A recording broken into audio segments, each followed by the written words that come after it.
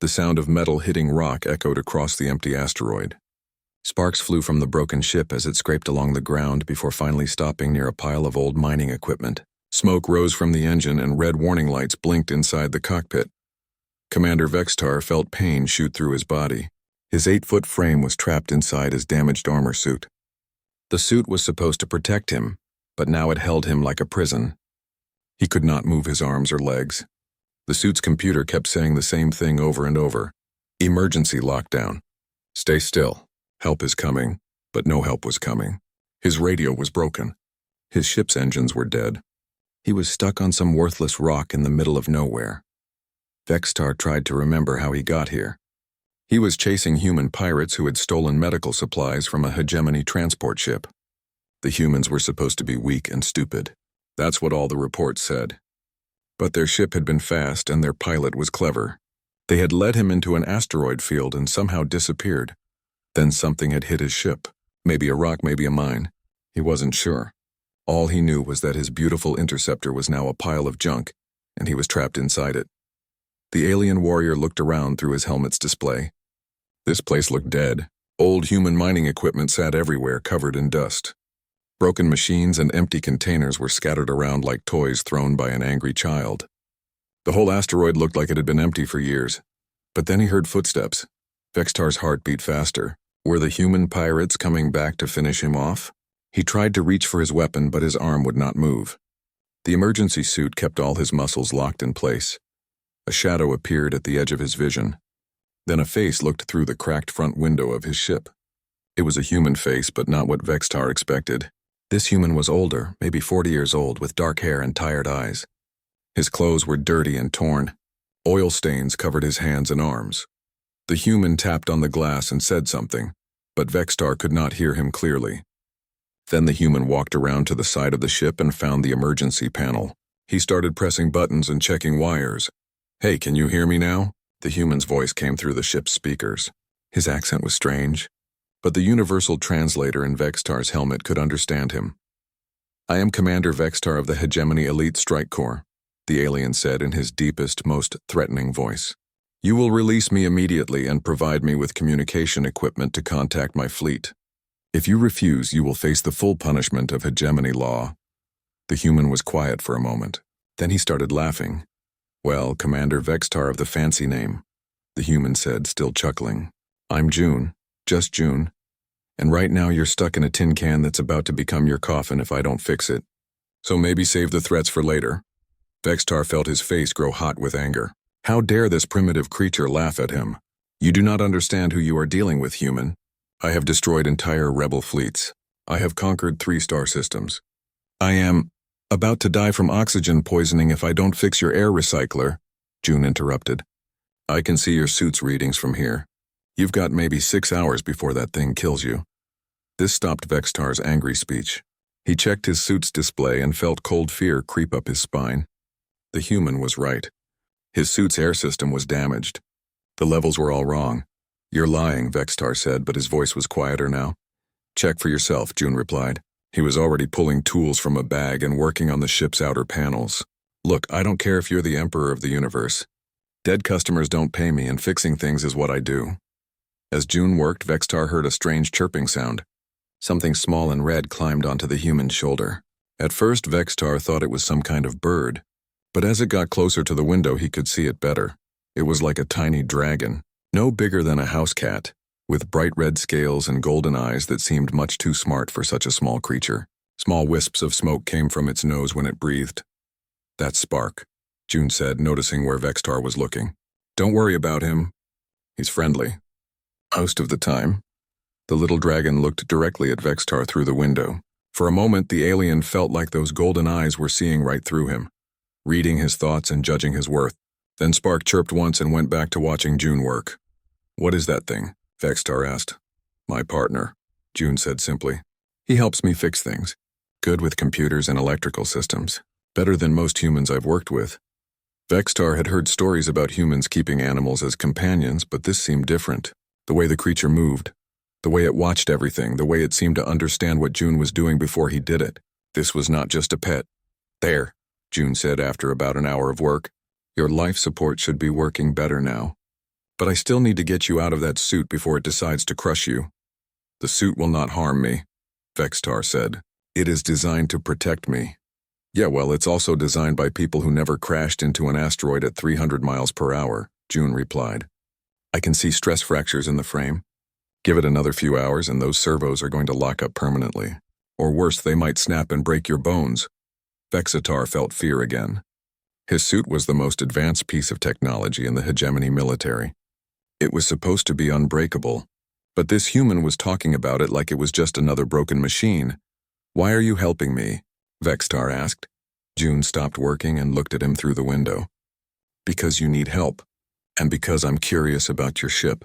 Never seen this model before. He grinned. Plus, Spark likes you. If he didn't, you'd already be crispy. As if responding to his name, the little dragon breathed out a small puff of flame that glowed bright blue in the dim light. Vextar stared at the tiny creature with new respect and growing worry. Now, June said, getting back to work. Let's get you out of there before your friends show up looking for you. 3 hours later, June finally managed to crack open Vextar's armor suit. The alien fell forward as the metal prison released him, gasping as real air filled his lungs. His body ached from being locked in the same position for so long. Easy there, big guy, June said, catching Vextar's arm to steady him. Take it slow. Your muscles need time to remember how to work.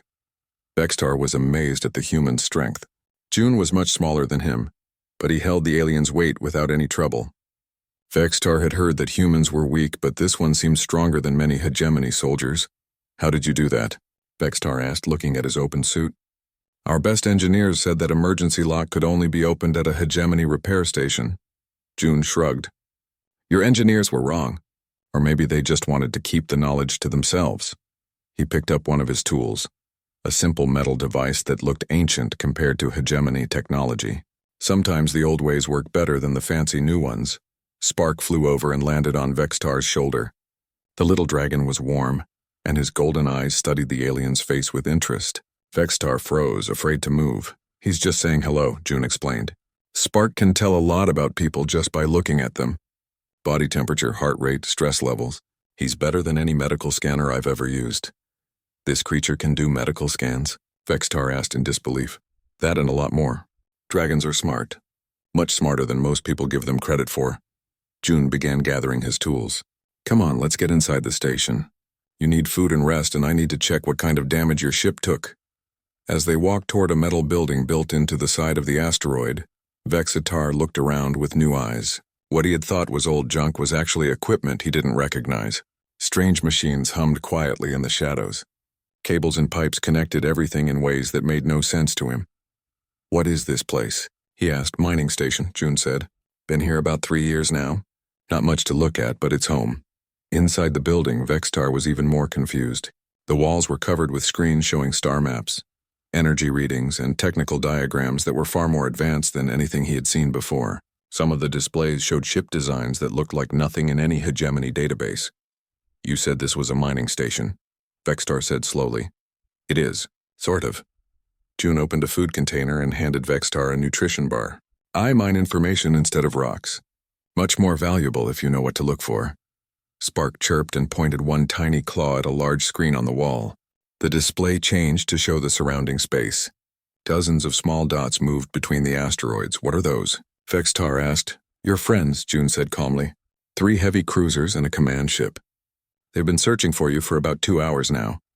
Vexitar jumped up, ignoring the pain in his muscles. I must contact them. They need to know I'm alive. Sit down, June said firmly. Spark's eyes began to glow, and the temperature in the room suddenly got much warmer. We need to talk first. Something in the human's voice made Vextar obey. He sat back down, but his hand moved toward where his weapon should be. His holster was empty. Looking for this? June held up Vextar's plasma pistol. Nice design. Very efficient. We've been studying weapons like this for a while now. We? Vextar asked. Humans. We've been watching your people for longer than you think. Every time one of your ships disappears, every time a patrol doesn't come back, every time your equipment mysteriously breaks down in certain areas of space. June smiled, but it wasn't a friendly smile. We've been learning. Vextar felt ice in his stomach. That's impossible. Humans are primitives. You barely have space travel. Your weapons are simple projectile throwers. Is that what your reports say? June asked. He touched a control and the wall screen changed to show technical drawings. These are plans for your ship's engine. And this is your shield generator. And this is your weapon system. He looked at Vextar. We know how all of it works. Because we've been taking apart ships like yours for 20 years. The aliens stared at the screen in horror. The technical details were perfect. Every circuit, every power coupling, every safety system. Information that should have been impossible for humans to get. How? Vextar whispered. Same way I fixed your suit, June said. We look at how things work and we figure out better ways to do them. He pointed to another screen that showed a human ship design. This is what we've been building while your people thought we were hiding in fear. The ship on the screen looked nothing like the crude human vessels in hegemony intelligence files. It was sleek and deadly, with weapon systems that Vextar had never seen before. Energy readings showed power levels that should have been impossible for a ship that size. Your ship is beautiful, Vextar said without thinking. Thank you. Spark helped to design the targeting system. June scratched the little dragon under his chin. Dragons understand energy patterns better than any computer we've ever built. They can see things that our instruments miss. Spark chirped proudly and breathed a small puff of blue flame. You're saying this creature helped design weapons? Vextar asked. Spark isn't just a creature. He's my partner. Dragons and humans have been working together for 50 years now. They help us see the universe in new ways, and we help them build things their claws are too small to make. June's expression became serious. That's something your people never understood. You conquer and control. We cooperate and create. The wall screen beeped with an alert. The hegemony ships were getting closer. They'll find us soon, Vextar said. No, they won't, June replied calmly. This station is completely hidden. Your ship's sensors can't detect it. That's impossible. Hegemony sensors are the most advanced in the galaxy. Advanced, yes, but not perfect. June showed him another screen. See these readings? Your sensors are looking for metal, energy signatures, heat sources. This station is built into the asteroid using materials that don't show up on your scans. We learned how to hide from you before we learned how to fight you.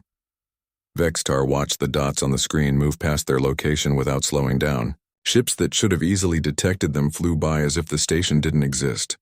Why are you telling me this? He asked. Because your people are about to make a very big mistake, June said. And because I think you might be different from the others. What mistake? June touched another control. The screen showed a map of human space. Red dots marked dozens of locations. Those are listening posts like this one. Hidden stations where humans have been watching and learning. Your people think they control this part of space, but we've been here all along. Watching. Waiting. Preparing. Vexitar counted the dots. There were more than 50 of them, spread across systems that the hegemony thought were empty or unimportant. Tomorrow, your fleet is planning to attack the human colony at New Terra, June continued. They think it will be an easy victory. Primitive humans with basic weapons. But New Terra isn't what your intelligence reports say it is. What is it? Vextar asked, though he was afraid to hear the answer. It's a trap, June said simply. We've been waiting for your people to attack something important enough to bring your main fleet. New Terra looks like a helpless colony, but it's actually the most heavily defended system in human space. Spark chirped and pointed at the screen again. New readings appeared, showing massive energy signatures hidden throughout the New Terra system. Those are defense platforms, June explained. Each one has enough firepower to destroy a hegemony cruiser. There are 300 of them, all hidden until they're needed. Vextar stared at the display in shock. If this was true, the hegemony fleet wouldn't just lose the battle. They would be completely destroyed. Why are you showing me this? He asked again. Because you have a choice to make, June said. You can warn your fleet and save their lives. Or you can let them walk into the trap and die. He paused. But either way, the war between our people is about to change forever. Vextar sat in silence for a long time, staring at the displays that showed his entire understanding of the galaxy was wrong. The hegemony had always taught that humans were weak and scattered, barely able to defend themselves. But the evidence on these screens told a different story. You're lying, he said finally, but his voice lacked conviction. Am I? June asked. He touched a control and the screen changed again. This is a recording from 6 months ago. Hegemony patrol ship Crimson Blade investigating asteroid field in Sector 7. The screen showed a hegemony ship moving slowly through space, scanning rocks and debris. Suddenly, the ship shuddered and went dark. Emergency lights flickered on, then died. The ship drifted helplessly for several minutes before disappearing in a flash of light. What happened to it? Vextar asked. Hidden mine. Designed to look like space junk. Your ship's computers recorded it as a navigation hazard, but the mine was actually studying your ship's shields and weapons. When it learned enough, it disabled your systems and called for pickup. The crew? Safe, we don't kill unless we have to. They're guests at a human facility, learning about cooperation instead of conquest. June smiled grimly. Some of them are starting to like it. Spark chirped and climbed onto Vextar's other shoulder. The little dragon's claws were warm against the alien's skin, and somehow Vextar could sense emotions from the creature. Curiosity, caution, and something that might have been sympathy. Spark wants to know why you fight for people who lie to you. June said. How can you know what he thinks? Vextar asked. Dragons and humans share thoughts. Not words exactly, but feelings and ideas. It's hard to explain to someone who hasn't experienced it. June looked at his small companion with obvious affection. Spark says your heart is confused. You want to do the right thing, but you don't know what that is anymore. Vextar was disturbed by how accurate that felt. All his life, he had served the hegemony without question. They brought order to the galaxy. They protected civilization from chaos. That's what he had always believed. But sitting here, watching evidence that his people had been deceived about human capabilities, he wondered what else they had been wrong about. The alert system beeped again. On the screen, the hegemony search ships were changing course. They're coming this way, Vextar observed. Yes, they found the crash site. June didn't seem worried. Your ship left a pretty obvious trail when it hit the asteroid. They'll be here in about 20 minutes. Then you need to hide. If they find you, they won't find anything they don't already know about. June stood up and stretched. This station is on their charts as abandoned human mining post 7743. Your people investigated it 2 years ago and declared it empty and worthless. But you're here. And all this equipment is invisible to their scans. We learned a lot about hegemony sensor technology from those captured ships. June began pressing controls on various machines. The real question is what we do with you. Vextar felt his muscles tense. What do you mean? Well, you have a few options. Option 1, I put you back in your broken suit, seal up your ship, and let your people find you. You tell them whatever story you want about how you survived. And option 2, you stay here and watch what happens when your ships try to scan this place. Might be educational. Before Vextar could answer, Spark suddenly went rigid on his shoulder. The little dragon's eyes blazed brighter and wisps of smoke curled from his nostrils. What's wrong with him? Vextar asked. Nothing's wrong. He's connecting to the station's defense network. June's voice became serious for the first time. Spark can link his mind to our computer systems. When he does, he becomes part of the weapon targeting array. The screens around the room flickered and changed. New displays appeared, showing detailed scans of the approaching hegemony ships. The information was far more detailed than anything Vextar had seen before, even on the most advanced hegemony vessels. 3 heavy cruisers, Iron Fist, Starbreaker, and Warhammer. June read from the display. Plus the command Dreadnought Eternal Glory. Total crew, 2,047 beings. He looked at Vextar. Anyone aboard those ships you particularly care about? My squadron leader, Commander Zeth, is on the Eternal Glory, and my weapons officer, Chris, is probably on one of the cruisers. Vextar paused. Why do you ask? Because what happens next depends on what you decide to do. On the screen, the hegemony ships were spreading out in a search pattern. They moved slowly and carefully, scanning every piece of debris in the asteroid field. They're being very thorough, Vextar noted. They're afraid, June said. This is the 3rd ship they've lost in this area in the past year. They know something is wrong, but they can't figure out what. Spark chirped softly and new information appeared on the screens. The asteroid field around them was much larger than Vextar had realized, and it wasn't natural. Those asteroids have been moved, he said, staring at the display. Very good. Yes, we rearranged things a bit. What looks like a random debris field is actually a carefully designed maze. Your ships are being guided along specific paths without realizing it. Guided where? Into range, June pointed to the screen. See those red zones? Those are kill areas. If your ships enter them, they won't leave. Vextar watched in growing horror as the hegemony vessels moved closer to the red zones. They had no idea they were being herded like animals toward a slaughter. "You have to warn them," he said, standing up quickly. "Do I?" June asked calmly. "These are the same ships that destroy human colonies. The same crews that kill families and steal children to sell as slaves. Why should I warn them? Because they're following orders. They don't know the truth about what the hegemony really does." "Like you didn't know?" Vextar stopped. That hit harder than he expected. How many raids had he participated in? How many human settlements had he helped attack? At the time, he had believed he was fighting pirates and terrorists. But what if they had just been families trying to protect their homes? Spark climbed down from his shoulder and looked up at him with those intelligent golden eyes. Somehow, Vextar could sense a question from the little dragon, not in words but in feelings that appeared in his mind. "What kind of person do you want to be?" "Your ship's communication system is repaired," June said quietly. "You can contact your fleet. Warn them about the trap, save their lives." He paused.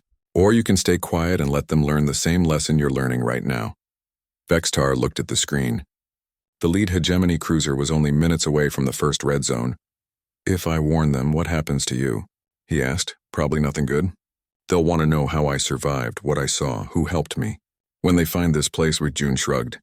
"Well, let's just say the hegemony doesn't usually leave witnesses.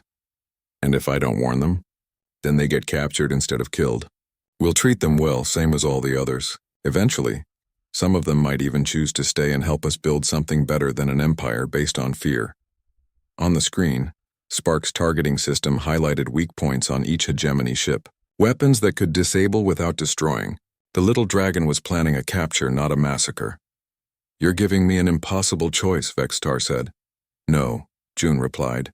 "I'm giving you the first real choice you've ever had. For once in your life, you get to decide what's right and what's wrong. Not your commanders, not your government, not your emperor. Just you." The lead cruiser was 30 seconds from the red zone. Vextar reached for the communication panel, then stopped. "Stay quiet," June said softly. "Let Spark do his work." The alien warrior's hand hovered over the controls as he made the hardest decision of his life. Vextar pulled his hand back from the communication controls. On the screen, the lead hegemony cruiser crossed into the red zone. Nothing happened for 3 seconds. Then the ship's lights flickered and went out.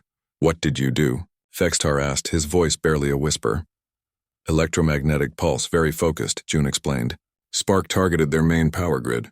The ship is disabled but not damaged. Crew is safe."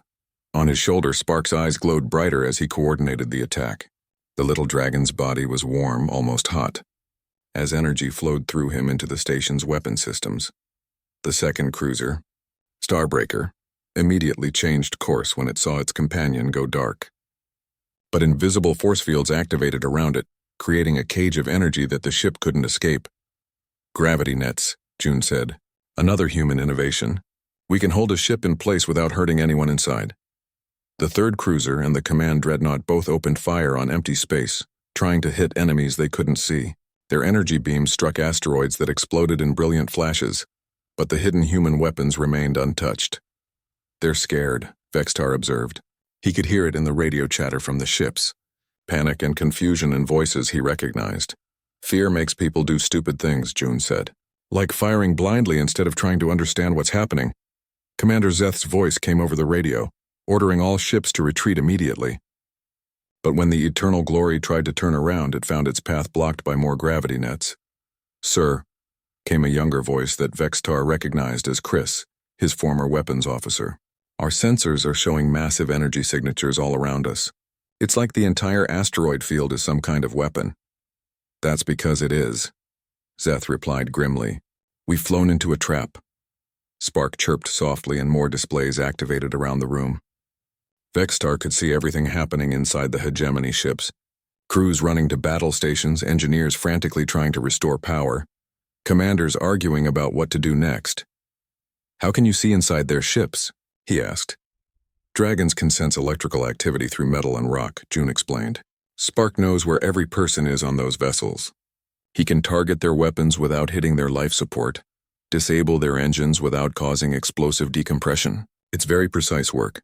Very precise and very impossible. No targeting system in the galaxy can do that." "No artificial targeting system," June corrected. "But Spark isn't artificial. He's organic and his brain works differently than any computer." Dragons can see patterns that machines miss. On the screen, the fourth ship, the Command Dreadnought, was trying something different. Instead of fighting or running, it was broadcasting on all frequencies. Unknown forces, this is Commander Zeth of the hegemony vessel, Eternal Glory. We wish to negotiate. June looked at Vextar. Your friend sounds smart.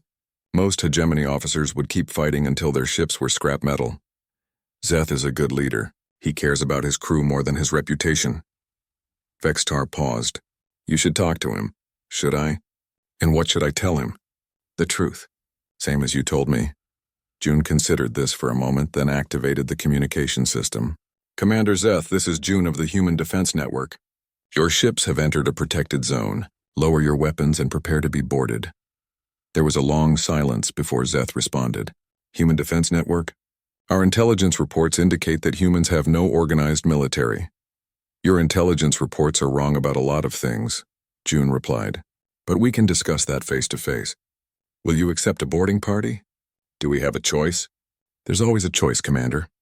You can cooperate and everyone goes home alive. Or you can fight and everyone goes home in pieces. Another pause. Then Zeth's voice came back, sounding tired. We will lower our weapons and open our docking bay. But I want to speak to whoever is in charge of this operation. You are, June said simply. I'm sorry. You're speaking to the person in charge. I'm the station commander, ship designer, chief mechanic, and apparently now diplomat. We humans don't have as much hierarchy as you're used to. Vexitar could hear confusion in Zeth's voice when he replied. You're telling me that a single human in his... What did our sensors detect? A small animal companion. Just defeated 4 hegemony warships? Well, we had help from the station's defense systems. But essentially, yes. Spark flew over to the communication panel and chirped once into the microphone. What was that? Zeth asked. My partner says hello, June translated.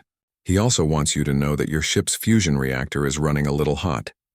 You might want to have someone check the coolant flow in Tube 7. There was another long silence. Then Chris's voice could be heard in the background. Sir, he's right. Tube 7 is showing elevated temperature readings.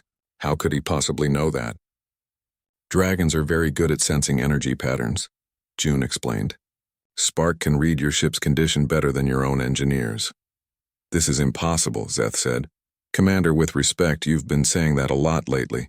Maybe it's time to accept that your understanding of what's possible needs updating. Vexitar watched the screens as small human ships emerged from hidden positions throughout the asteroid field. They were sleek and fast, unlike anything in the hegemony databases. Each one had a dragon visible through its cockpit window. Boarding shuttles, June explained. Each pilot has a dragon partner.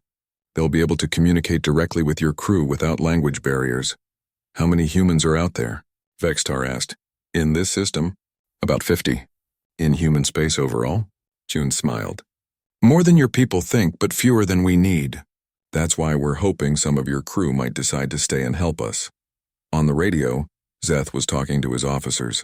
Vextar could hear the debate. Some wanted to fight to the death rather than surrender to primitive humans. Others pointed out that their weapons were useless and their ships were trapped. Commander Zeth, Vextar said, activating his own microphone. This is Vextar. Vextar? Thank the stars, you're alive. What's your status? Are you injured? How did you survive the crash? I'm fine, sir. Better than fine, actually. I've learned some things that you need to know. What kind of things? Vextar looked at June, who nodded encouragingly. Spark climbed back onto the alien's shoulder and looked up at him with those wise golden eyes. The kind of things that change everything, Vextar said. Sir, I recommend you accept the boarding party, and I recommend you listen very carefully to what they have to say. Are you under duress, Commander? Are they forcing you to say this? Vextar looked around the room. At June, who had risked his life to save an enemy soldier. At Spark, who was using his incredible abilities to capture rather than kill. At the screens showing human technology that was advanced beyond anything he had imagined. No, sir. For the first time in my life, I'm speaking freely. The first human boarding shuttle docked with the Eternal Glory. Through the station's sensors, Vextar could see the dragon pilot and her human partner walking calmly through the corridors of the ship, while confused hegemony crew members stared at them in wonder. This is going to be interesting, June said. 6 hours later, Vextar stood in the main conference room of the space station, watching something he had never expected to see. Humans and hegemony officers were sitting around the same table, talking calmly about the future. Commander Zeth looked tired but interested as June explained human technology. Several other hegemony officers asked questions about dragon partnerships and cooperative defense networks. Even Chris seemed fascinated by the way Spark could interface directly with computer systems. "So you're telling me," Zeth said slowly, "that humans have been secretly building an alliance of different species for the past 50 years? "Not secretly," June corrected. "Quietly. There's a difference. We haven't been hiding from your people. We've been waiting for them to be ready to listen. And you think we're ready now? Some of you are. The smart ones who care more about the future than about past mistakes." June looked directly at Zeth. Leaders who put their crew's safety above their own pride. Spark, who had been sitting quietly on the table, suddenly chirped and pointed at one of the wall screens. New contacts were appearing at the edge of the system. "Big ones. Hegemony reinforcements," Zeth said, recognizing the energy signatures. "Battlefleet Omega, 12 dreadnoughts and 40 cruisers." He looked worried. "Fleet Admiral Corax is in command. He's not known for being reasonable." "What will he do when he finds his advanced squadron captured?" Vextar asked. "Probably order an immediate attack on anything that moves," Zeth admitted. "Corax believes that showing weakness encourages rebellion." June studied the display thoughtfully.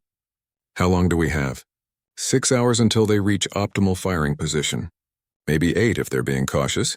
That should be enough time." June activated several control panels around the room. "Spark, we need to contact the Network Council." The little dragon's eyes blazed as he connected to communication systems throughout human space. Within minutes, the screens showed faces from dozens of different species. Humans, yes, but also beings that Vextar didn't recognize. Some looked similar to hegemony races, but others were completely alien. "Friends," June said to the assembled faces, "we have a situation that requires council approval. A large hegemony fleet is approaching our position, commanded by someone who prefers fighting to talking. I'm requesting permission to demonstrate our full capabilities." An elderly human woman with kind eyes spoke first. "Are you sure negotiation isn't possible, June?" "I believe it will be possible after the demonstration." Council Leader Min. "But Admiral Corax needs to understand that attacking us would be very costly before he'll consider other options." A being with blue skin and silver hair leaned forward. "What kind of demonstration are you planning?" "Full fleet mobilization. I want to show them exactly what they would be fighting if they choose war over peace." The council members talked among themselves in languages that Vextar's translator couldn't handle. But their tone seemed serious and concerned. Finally, Council Leader Min spoke again. "Very well. You have permission for a peaceful show of force. But June, remember that we're trying to end wars, not start them." "Understood. Thank you, Council." The communication ended and June turned to the hegemony officers. "Gentlemen, you're about to see something that your intelligence services have been trying to find for decades. I hope you'll use this knowledge wisely." Over the next 2 hours, Vextar watched in amazement as human ships began appearing throughout the system. Not just a few ships, but hundreds of them. Each one was different, designed for specific purposes, crewed by mixed teams of humans and other species working together. "How many ships do you have?" Zeth asked quietly. "In this system? About 300. In human space overall?" June smiled. "Enough." But the ships weren't the most impressive part. As they moved into formation, Vextar could see dragons on every vessel. Small dragons like Spark, larger ones that seemed to be coordinating entire squadrons, and even massive dragons that appeared to be living parts of the biggest ships. "They're not just crew members," he realized. "The dragons are actually part of the ships themselves." "Bioneural integration," June explained. "Dragons can think faster than any computer and see patterns that machines miss. When they partner with our technology, the result is something greater than either could achieve alone." Chris was staring at the displays in wonder. "Sir, those ships are moving in perfect coordination. No radio traffic, no delay between orders and execution. It's like they're reading each other's minds." "They are," June said. "Dragons can share thoughts across vast distances. When you have 300 ships with dragon crews, you essentially have one huge brain controlling the entire fleet." When Admiral Corax's battle fleet finally arrived, they found themselves facing something unprecedented. The human ships didn't arrange themselves in traditional battle formations. Instead, they moved like a living organism, flowing around the hegemony vessels like water around rocks. Unknown ships. This is Fleet Admiral Corax of the Hegemony Empire. You are trespassing in hegemony space. Withdraw immediately or face destruction. June activated the communication system. Admiral, this is the Human Defense Network. You are welcome in our space as long as you come in peace. We have several of your officers here who would like to speak with you about a proposition. I don't negotiate with pirates and terrorists. You have 5 minutes to release my people and surrender, or I will open fire. Zeth stepped forward. Sir, this is Commander Zeth. I strongly recommend you accept their offer to talk. What we've learned here could change everything. Commander Zeth, you will explain yourself when you return to the fleet. Until then, maintain silence. June looked at the hegemony officers in the room. Any other ideas? Vextar moved to the communication panel. Admiral, this is Commander Vextar, Elite Strike Corps. I have important intelligence about human capabilities that you need to hear before making any tactical decisions. Vextar? We thought you were dead. What's your status? Very much alive, sir. And very much changed by what I've learned. Admiral, these humans are not what our intelligence reports claim. They're not primitive, they're not scattered, and they're definitely not helpless. Explain. Vextar looked at Spark, who chirped encouragingly. Sir, they've been studying us for decades. They know how our ships work, how our weapons function, how our tactics operate. They've been preparing for this moment for 50 years. And you believe their propaganda? I believe what I can see, sir. Admiral, they have 300 ships in this system alone. Each one is more advanced than our best vessels, and they're all controlled by a collective intelligence that can coordinate attacks faster than our computers can process data. There was a long pause. Then Corax's voice came back, sounding less certain. Even if that's true, we have 12 dreadnoughts. Our firepower advantage is still significant. Spark suddenly flew to Vextar's shoulder and chirped softly in his ear. Somehow the alien understood what the dragon was suggesting. Admiral, would you like a demonstration of their capabilities? Something that won't risk any lives but will show you exactly what you would be fighting. Another pause. What kind of demonstration? June nodded to Spark, who connected to the station systems. On the main screen, targeting data appeared for every ship in the hegemony fleet. Not just general locations, but precise details about weapon systems, shield generators, engine configurations, even life support systems. We can disable any or all of your ships without harming a single crew member, June said calmly. We can take out your weapons while leaving your engines running, or stop your engines while keeping your life support active. We can even target individual systems on specific decks of your ships. The demonstration was brief but effective. For exactly 10 seconds, every weapon on every hegemony ship went offline. Then they came back online, followed by a similar demonstration with engines, then shields, then communication systems. When it was over, Admiral Corax's voice was much quieter. How? Cooperation, June said simply. When different species work together instead of fighting each other, amazing things become possible. You're asking me to surrender my fleet to aliens? No, Admiral. I'm asking you to consider joining something bigger than any single empire, something that could bring peace to the entire galaxy. Vextar stepped forward again. Sir, I've seen their colonies. I've seen how they treat prisoners. I've seen how they live. They don't conquer and control. They invite and include. Maybe it's time we tried something different. The communication was quiet for several minutes. Finally, Corax spoke again. I'll meet with you. 1 ship, minimal escort. But if this is a trap, it's not a trap, Admiral. Zeth interrupted. It's an opportunity. 3 days later, Vexitar stood on the bridge of a human ship, watching the first joint human hegemony patrol begin its mission. Admiral Corax had agreed to a trial cooperation, starting with joint exploration of the unexplored systems beyond both empires. Spark sat on his shoulder, warm and comfortable as they approached their first destination. Through their growing mental link, Vextar could sense the dragon's excitement about meeting new species and discovering new worlds. You know, June said, joining him at the observation window. When I first found you in that crashed ship, I never imagined it would lead to this. What did you imagine? Vextar asked.